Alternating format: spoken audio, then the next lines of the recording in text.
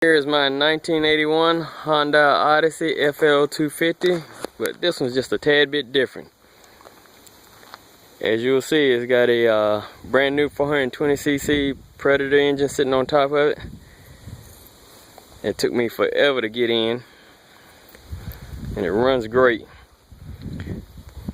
I'm not sure if you can see right here, but it's a very tight fit, about a credit card thickness between the starter cover and the frame itself in this spot, and the air filter is actually slightly wedged up against the frame in this spot, but other than that, it fit fairly decently.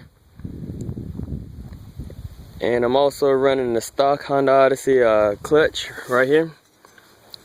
The only difference is the stock motor that came on this had a tapered shaft, and the PTO on this Harbor Freight engine actually has a straight shaft. But fortunately at the end it actually fit. So it's a 1-inch diameter right here at the end for some reason, which, hey, helped me out. So I put a couple of washers inside of here to help create back spacing, because I know you can't see it right through here, but it's almost against the motor. So a couple of washers to make back spacing on the clutch nut. Both at the end, it works. And I'm using the stock driven clutch on it. It wasn't that much of an alignment issue, but it actually worked great too. That way I didn't have to buy a whole new clutch setup.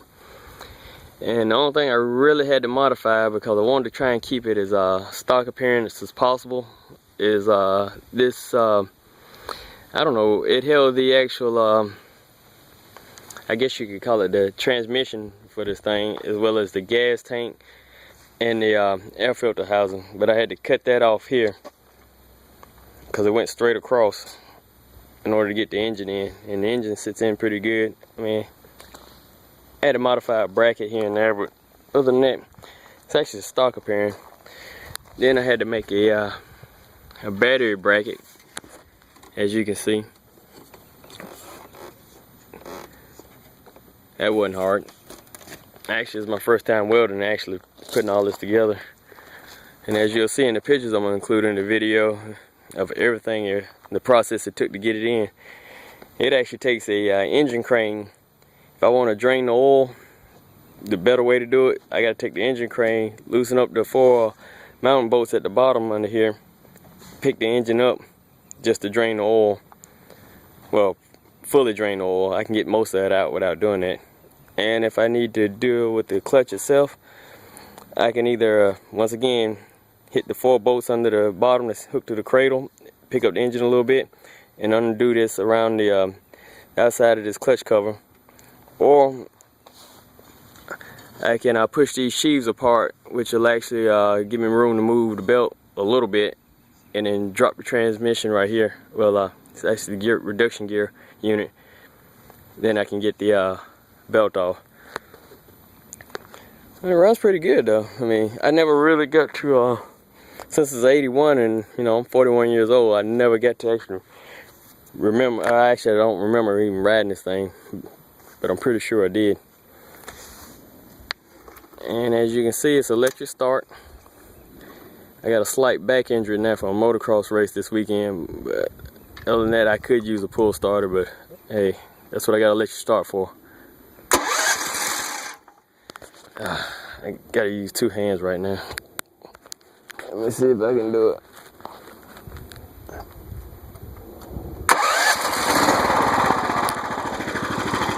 Alright.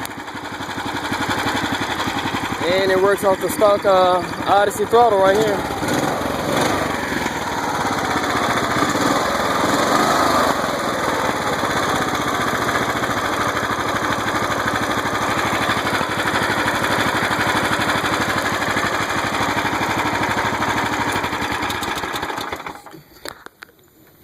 I had to manufacture up a mounting point for the throttle cable, because the original throttle cable in this thing, the return spring wasn't strong enough. So I had to take the actual, this bar actually goes to the governor and the throttle arm, and there's a control arm for the throttle too that I actually took out. So I had to use the spring and a piece of that to actually give me the back pressure I needed to basically be my return spring. And I know you can't see it, but this right here cost me 15 bucks. It's a hook and loop for a GX 200 engine for the racing carts.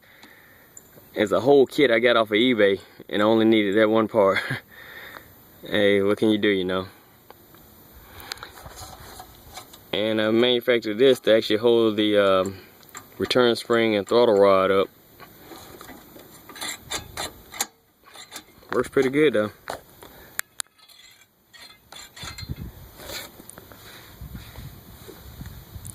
It's a little dirty from yesterday. I decided to take it through the field to give it a quick try.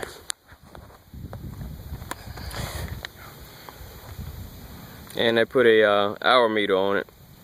It's actually got about 30 minutes in, like, you know, three 10-minute intervals of use on it before I put the hour meter on it, but that still ain't a lot. Well, I hope you enjoy my video, and as soon as I can sucker my brother-in-law into getting out here and riding it for me, I'll videotape him taking it across the field so you can see how it actually works. And I hope this inspires other people to try and do more of the same